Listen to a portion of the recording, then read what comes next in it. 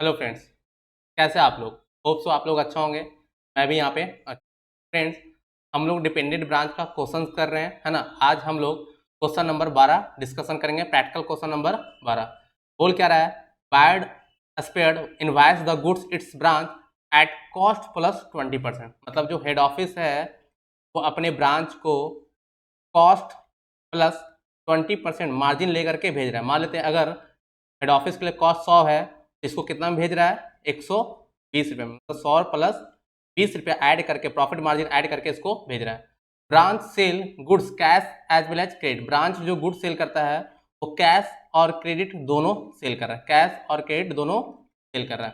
फिर कर रहा है branches meet it expenses out of the cash collected from its debtor and cash sales. मतलब ब्रांचेज कुछ एक्सपेंसेस करता है, ठीक। ब्रांचेज के पास जो एक्सपेंसेज हो रहा है वो खुद मीट कर रहा है, किससे? Out of the cash collected from the debtor and cash sales. मतलब जो कैश सेल्स करेगा इससे पैसा आएगा, और क्रेडिट सेल्स करेगा तो उससे भी पैसा आएगा, कलेक्शन फ्रॉम डेटर से। जितना भी पैसा आएगा उसमें से सारा एक्सपेंस जो ब्रांच किया है उसको पहले क्या करेगा? रिड्यूस करेगा, और उसके आगे क्या कर रहा है? Remit the balance of the cash to head office. जो बैलेंस आएगा, माइनस करने के बाद जो बैलेंस आएगा वो बैलेंस रिमिट करेगा। किसको रिमिट करेगा? हेड ऑफिस को रिमिट करेगा। कर रहा है लेकिन आफ्टर विद होल्डिंग 10,000 रुपया। मतलब सबसे पहले कैश से पैसा आएगा, क्रेडिट बेचा उससे क्रेडिटर से डेटर से पैसा आएगा, उसके बाद जो भी एक्सपेंसेस क्या होगा ब्रांच ने उसको माइनस करेगा, और फिर कह रहा है कि 10,000 और विद होल्ड करना है ना। और जो बैलेंस बच गया उसको तुम रिमिट कर देना, किसको? हेड ऑफिस को। बट यहाँ पे फोकस करना है ना, 10,000 विद होल्ड करना है। तो यहाँ पे मैंने यहाँ तो माइनस करके शो करके दिखा रहा हूँ, बट आगे जब पढ़ेंगे तो ये माइनस यहाँ से नहीं करेंगे, उसके पीछे लॉजिक क्या है वो मैं आपको बताऊंगा, ठीक है। फिर कह रहा है 31 March 2021 assets at the branch were as follow. मतलब ये ओपनिंग एसेट्स दिया हुआ है, कितना? 10,000 cash, trade debtor 384, stock invoice price पे 1080 एंड फर्नीचर दिया हुआ है 500। क्लियर है? During the year 31 March 2022, during the year 31 March 2022 invoice price of the goods dispatch by the head office to branch amounted to 1,32,00,000। मतलब 13,200,000 का इसने goods किसको भेजा? हेड ऑफिस ने ब्रांच को डिस्पैच किया। इनवाइस प्राइस कितना था? 1,32,00,000। इसको मैं 1000 में लिख दिया हूं, है ना, ताकि सब सब फिगर क्या है? 1000 में है, तो मैं भी इसको फिगर 1000 में लिख दिया हूं, ठीक। Out of the goods receive by it, मतलब ब्रांच जितना भी गुड्स रिसीव किया था उसमें से 72,000 का इनवाइस प्राइस का गुड्स क्या कर दिया? रिटर्न कर दिया, ठीक। और अदर ट्रांजेक्शन दिया हुआ है ब्रांच का, cash sales, credit sales, collection from debtor, cash discount, return by customer, bad debts and expenses paid by branch, है ना। देखो यहाँ पे लिखा हुआ एक्सपेंसेस पेड बाय ब्रांच, ठीक। फिर कर रहा है ड्यूरिंग द ईयर, मतलब 1 जनवरी 2022 को, मोस्ट इंपॉर्टेंट है, मार्क कर लेना, 1 जनवरी 2022 को ब्रांच ने एक न्यू एसेट्स फर्नीचर, मतलब न्यू एसेट परचेज किया। एसेट क्या था? फर्नीचर परचेज किया, जिसका रेट कितना है? 1 लाख। लेकिन पेमेंट कौन कर रहा है? पेमेंट कर रहा है, payment made by the head office through cheque. मतलब हेड ऑफिस उसका पेमेंट कर रहा है। तो अगर मैं इसका एंट्री बनाऊं हेड ऑफिस की बुक में और ब्रांच की बुक में, तो क्या एंट्री होगा? एसेट्स किसके पास आया? एसेट्स ब्रांच के पास आया, और पेमेंट कौन कर रहा है? पेमेंट कर रहा है हेड ऑफिस, ठीक। हेड ऑफिस पेमेंट कर रहा है और एसेट्स किसके पास आया? ब्रांच के पास। एंट्री क्या होगा? ब्रांच क्या करेगा entry? Assets account debit to head office account, और हेड ऑफिस क्या एंट्री करेगा? Branch account debit to bank account, ठीक। और इस पे डिप्रिसिएशन चार्ज कौन करेगा? तो इस पे डिप्रिसिएशन भी चार्ज करेगा कौन? ब्रांच ही डिप्रिसिएशन चार्ज करेगा। कब से? 1 जनवरी 2022 से लेकर के 31 मार्च 2022 तक। फिर करा 31 मार्च 2022 को बैलेंस दिया हुआ है। क्या दिया हुआ है? 31 मार्च 2022 को क्लोजिंग बैलेंस दिया हुआ है, जिसमें लिखा है कि ब्रांच एक्सपेंसेज अमाउंटिंग कितना? 6,000 फॉर आउटस्टैंडिंग। मतलब यहाँ पे आउटस्टैंडिंग एक्सपेंस है, मतलब लायबिलिटी है कितना? 6,000 का। कैश इन हैंड अगेन 10,000, मतलब कैश इन हैंड कितना है? 10,000 है। पहले भी 10,000 था, अभी भी 10,000 है, और बोल भी रहा था ना कि 10,000 विद होल्ड करना है, तो 10,000 तो है ही इसके पास। इसलिए हमने यहाँ पे जो बताया था कि यहाँ पे माइनस क्यों नहीं करना है ना, तो इसी रीजन से हमको यहाँ पे माइनस करने की जरूरत नहीं है। इसको और भी डिटेल में डिस्कशन करूंगा जब मैं क्वेश्चन सोल्व करूंगा, ठीक है। फिर कह रहा है furniture is subject to depreciation, कितना? 60%। आपको डिप्रिसिएशन लगाना है कौन से मेथड से? WDV मेथड से। कह रहा है prepare the branch account in the book of the head office for the year ended 31 March 2022। आपको ब्रांच अकाउंट बनाना है, तो बताओ कौन सा मेथड फॉलो करोगे? डेटर मेथड के अकॉर्डिंग आप ब्रांच अकाउंट बनाओगे। होप सो क्लियर है क्वेश्चन। अब हम लोग इसको फिल करते हैं, बनाते हैं, ठीक है। सबसे पहले तो यहाँ पे हम लोग लिख लेंगे टू ओपनिंग एसेट्स, जितना भी एसेट्स है आप लोग लिखेंगे टू ओपनिंग एसेट्स। एसेट्स में क्या क्या है? कैश है ना 10 का, ट्रेड डेटर है कितना? 384 का, स्टॉक है इनवाइस प्राइस पे स्टॉक है ना कितना? 1080 का, और फर्नीचर एंड फिटिंग है 500 का। क्लियर है। फिर ड्यूरिंग द ईयर, ये मेरा स्टेप 1 था, मैंने आपको स्टेप बाय स्टेप बताया था, ये मेरा फर्स्ट स्टेप है। स्टेप 2 में क्या था, गुड्स सेंड टू ब्रांच, है ना। जब हेड ऑफिस क्या करता है, ब्रांच को गुड सेंड करता है, तो उसको इनवाइस प्राइस पे लिखते हैं कितना, 13,200, क्योंकि मैंने इसको कन्वर्ट कर लिया 1000 में। देख लो मैं फिगर लिख रहा हूँ 1000 में, ठीक है ना, मैं इसको कन्वर्ट कर लिया हूँ 1000 में। और मैंने बताया था अगर ब्रांच रिटर्न कर रहा है, कौन रिटर्न कर रहा है, ब्रांच रिटर्न कर रहा है, तो आप डायरेक्टली यहीं से माइनस कर देना, ताकि आपको लोडिंग लगाने में कोई प्रॉब्लम नहीं है। तो 72,000 का रिटर्न किया, तो मैंने यहाँ पे माइनस कर दिया। अब आते हैं नीचे, जो ट्रांजेक्शन हुआ है उसको हम लोग पुट करते हैं। सबसे पहले कह रहा है कैश सेल्स और क्रेडिट सेल्स, कितना हुआ है 9700 का और 3140। तो कैश सेल्स कहाँ जाएगा, कैश में, है ना, क्योंकि कैश ब्रांच का कैश है, ये मेरा एसेट्स है। तो आपको लॉजिक लगाना क्या कि एसेट्स कैसे कैसे बढ़ता है और कैसे कैसे घटता है। अगर बढ़ेगा तो डेबिट और घटेगा तो क्रेडिट। होप्स आपको क्लियर है ना। उसी टाइप से डेटर, डेटर कैसे कैसे बढ़ता है और कैसे कैसे घटता है, अगर बढ़ेगा तो डेबिट और घटेगा तो क्रेडिट। उसी टाइप से स्टॉक कैसे कैसे बढ़ता है और कैसे कैसे घटता है, अगर बढ़ेगा तो डेबिट और घटेगा तो क्रेडिट। उसी टाइप से फर्नीचर, क्योंकि सारा एसेट्स है, तो एसेट्स कैसे बढ़ता है और कैसे घटता है, इसी लॉजिक के बेसिस पे आपको बनाना है। क्योंकि मैंने क्लास में इसी का कॉन्सेप्ट आपको बताया था, ना कि मैंने आपको रटवाया था, ठीक। इसलिए जो भी कॉन्सेप्चुअल क्लासेस है पहले आप उसको देखिए, उसके बाद ही यहाँ पे करेंगे। होप सो क्लियर है, ठीक है। तो आते हैं कैश सेल्स। अब देखो कैश सेल्स हुआ है, तो एक तो मेरा कैश बढ़ेगा और दूसरा स्टॉक घटेगा, ठीक है। तो यहाँ पे जो भी बैलेंसिंग फिगर है, टू बैलेंस बीडी सबसे पहले लिख लेंगे, कितना 10, और दूसरा कैश सेल्स, कैश सेल्स कितना हुआ है 9700 का। अब कैश सेल्स से तो मेरा कैश बढ़ गया, बट मेरा क्या होगा, स्टॉक घट जाएगा। तो यहाँ पे लिखेंगे बाई सेल्स, है ना, by cash sales 9700। Cash sales मेरा कैश बढ़ेगा बट स्टॉक घटेगा। होप्स आपको क्लियर है। तो मैंने दो जगह पुट कर दिया, एक तो कैश बढ़ा दिया और स्टॉक घटा दिया, ठीक। उसी टाइप से क्रेडिट सेल्स से क्या होगा, क्रेडिट सेल्स से क्या होगा, स्टॉक मेरा घटेगा और डेटर बढ़ेगा। तो क्रेडिट सेल्स से डेटर बढ़ेगा, है ना, क्रेडिट सेल। यहाँ पे टू बैलेंस बीडी जो कोई भी होगा बैलेंसिंग फिगर उसको लिख लेना, है ना। क्रेडिट सेल्स कितना है मेरा, तो क्रेडिट सेल से डेटर बढ़ेगा 3140, डबल ट्रांजेक्शन होगा 3140, और स्टॉक घटेगा मेरा by credit 3140। Hope so clear है।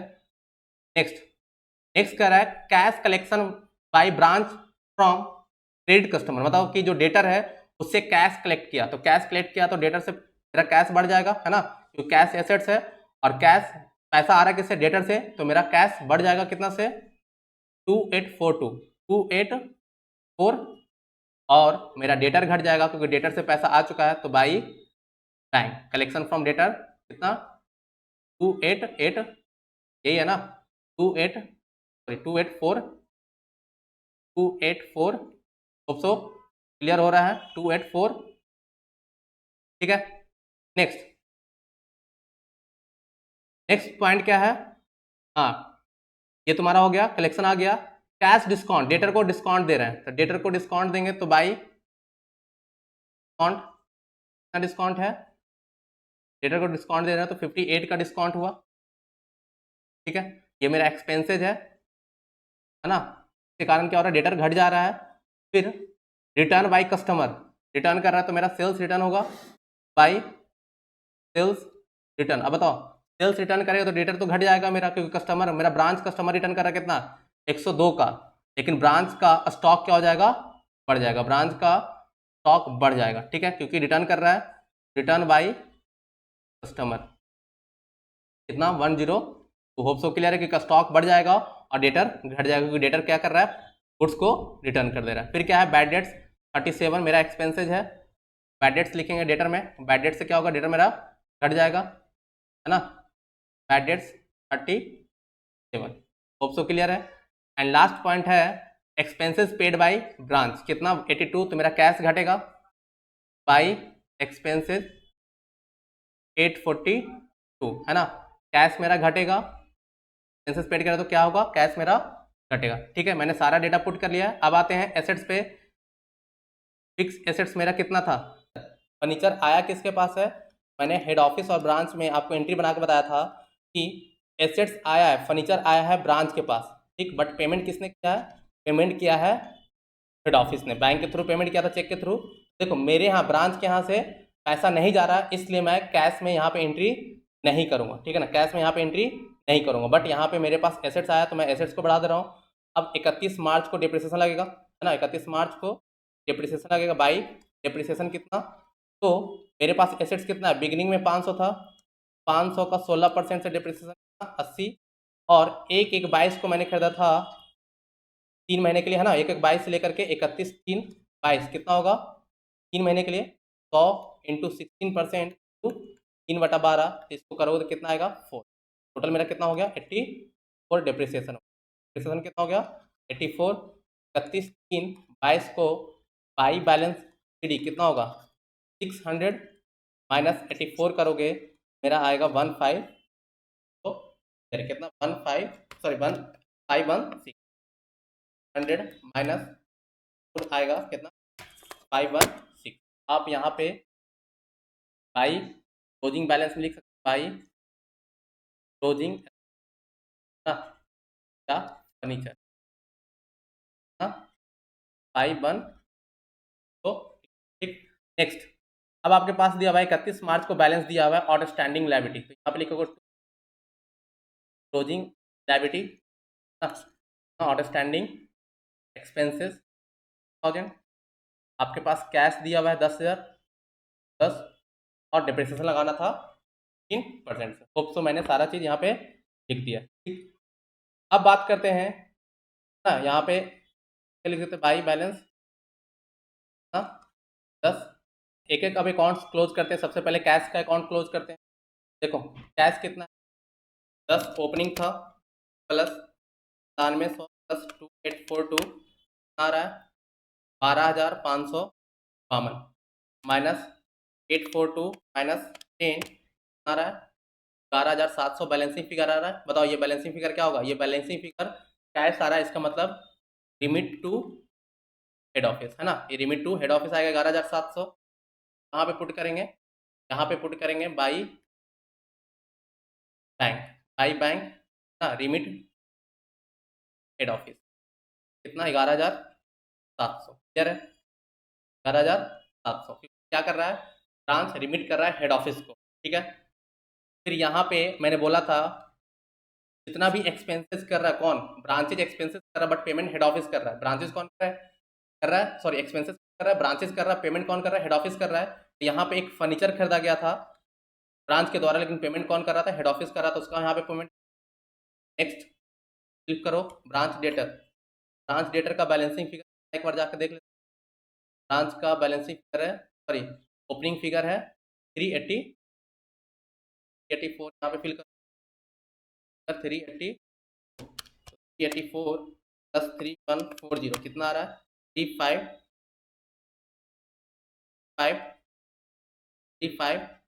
माइनस 842 माइनस 38 माइनस 102 30 आ रहा है 5। बैलेंसिंग फिगर क्या आएगा, इसमें बैलेंसिंग सीडी नहीं दिया हुआ था, यहाँ पे मैंने सीडी लिखा है। हाँ, इसका बैलेंसिंग फिगर क्या आएगा, क्योंकि यहाँ पे सीडी दिया हुआ था, मैंने यहाँ पे लिखा है कि कितना रिमिट करेगा। इसका लॉजिक मैं बता रहा हूँ कि कितना रिमिट करेगा, ठीक है ना, क्योंकि ये क्वेश्चन में दिया हुआ था कि जितना भी कैश से, है ना, कैश सेल से आ रहा है और डेटर से जितना कलेक्शन आ रहा है उसमें से एक्सपेंस रिमिट करके और 10,000 होल्ड करके बाकी बैलेंस क्या करना है, रिमिट करना है। तो इसी तरीके से मैंने यहाँ पे रिमिट किया। क्लियर है, होप सो क्लियर है। तो यहाँ पे मैंने यही अमाउंट लिख दिया है टोटल वाला, ठीक है। अब यहाँ पे कितना है 485, तो यहाँ पे लिख देंगे डेटर 485, क्लियर है।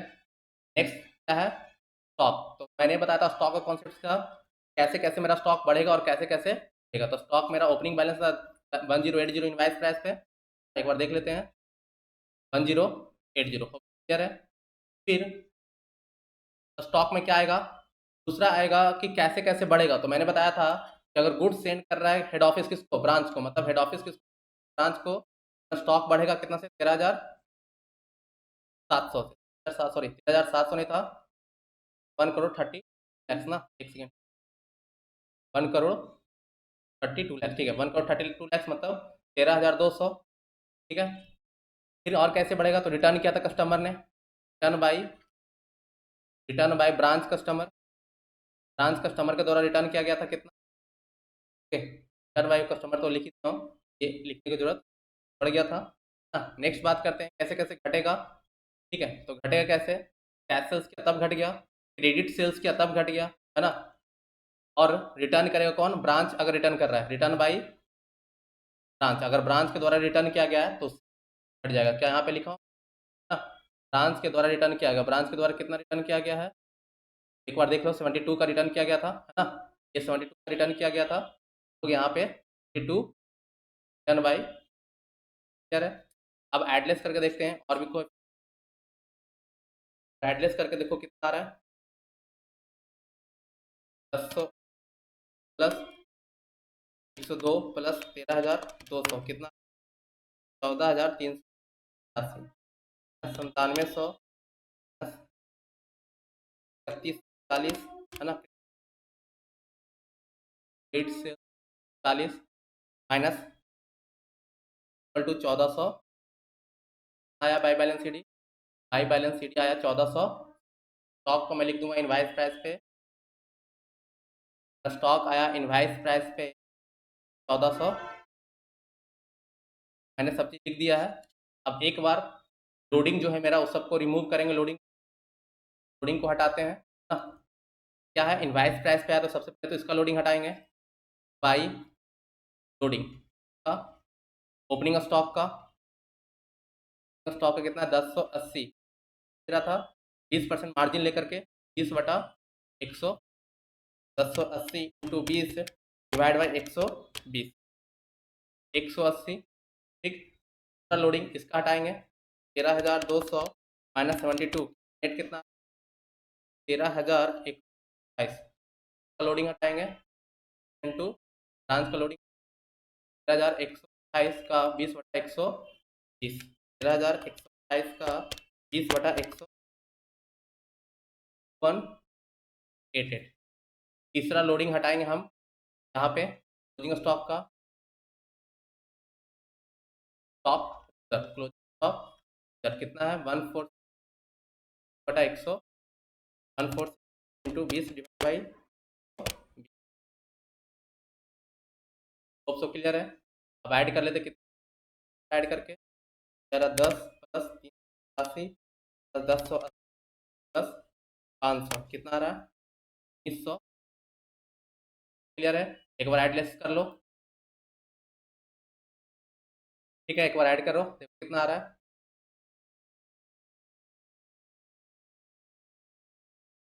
थाउजेंड में है, फिगर है, ठीक है। एक बार क्रेडिट साइड ऐड करो, कितना आ रहा है 180 plus 2188 plus 11,700 plus 516 plus 10 plus 4 plus 140 कितना 16,500,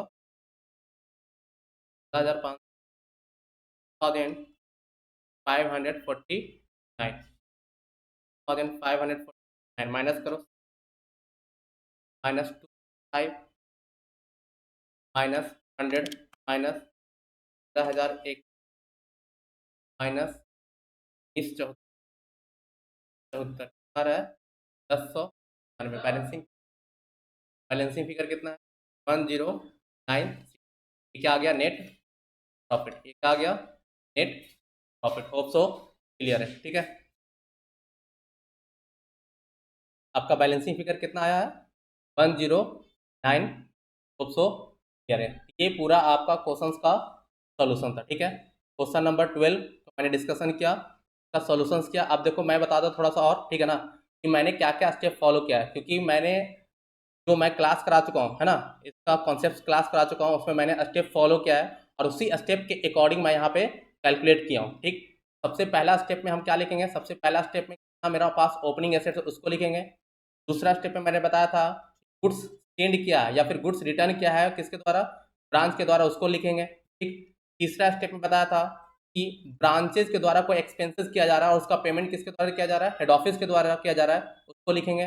चौथा स्टेप में बोला था कि अगर कोई लायबिलिटी है ओपनिंग लायबिलिटी उसको लिखेंगे। पांचवा स्टेप में बताया था कि अगर लोडिंग इनवाइस प्राइस पे भेजा जा रहा है तो उसका लोडिंग को हटाएंगे, तो मैंने यहाँ पे दोनों लोडिंग हटाया है ना। इनवाइस प्राइस पे भेजा रहा है तो स्टॉक का लोडिंग हटाया और गुड्स इनटू ब्रांच का लोडिंग हटाया है। नेक्स्ट क्या जितना भी रिमिट कर रहा है, कि कौन रिमिट कर रहा है, हेड ऑफिस को रिमिट किया जा रहा है ब्रांच के द्वारा, हेड ऑफिस को जो रिमिट किया जा रहा है, ब्रांच के द्वारा जो हेड ऑफिस को कैश अमाउंट रिमिट किया जा रहा है, उसको भी हम यहाँ पे कंसीडर करेंगे। वो नेक्स्ट स्टेप था क्या, स्टेप नंबर 6 या 7, ठीक। उसके बाद जो भी है 7th नंबर में क्या है, जितना भी मेरे पास क्लोजिंग एसेट्स था उसको निकालेंगे, अगर इसका फिगर मिसिंग है तो उसके लिए हम लोग अकाउंट्स बनाएंगे। और 7th के बाद 8 स्टेप में क्या था, क्लोजिंग मेरे पास कोई भी लायबिलिटी उसको लिखेंगे, और इसका अगर इसमें स्टॉक है ना, स्टॉक अगर इनवाइस प्राइस पे है तो उसका लोडिंग 9 स्टेप पे निकालेंगे। तो ये सब स्टेप फॉलो करके मैंने आपको बताया, ठीक है। और उसके बाद मैंने इसका लॉजिक बताया था कि ब्रांच कैश अकाउंट कैसे बनाएंगे, है ना, ब्रांच डेटर अकाउंट कैसे बनाएंगे, ब्रांच स्टॉक अकाउंट कैसे बनाएंगे, है ना, ब्रांच एसेट्स अकाउंट कैसे बनाएंगे। तो मैंने सिर्फ सिंपल लॉजिक दिया था कि कैसे कैसे मेरा एसेट्स बढ़ता है और कैसे कैसे घटता है, उसके बेसिस पे आपको यहाँ पे बनाना है, ठीक है। अगर आप इंस्टीट्यूट के अकॉर्डिंग बनाओगे तो ये सब अकाउंट्स बनाने में कन्फ्यूजन होगा, इसलिए सिंपल लॉजिक रखाना कि जो भी एसेट्स है, एसेट्स बढ़ेगा तो उसको डेबिट करेंगे और घटेगा तो क्रेडिट करेंगे। होप सो क्लियर है, ठीक है। आज के लिए इतना ही, धन्यवाद, थैंक्स।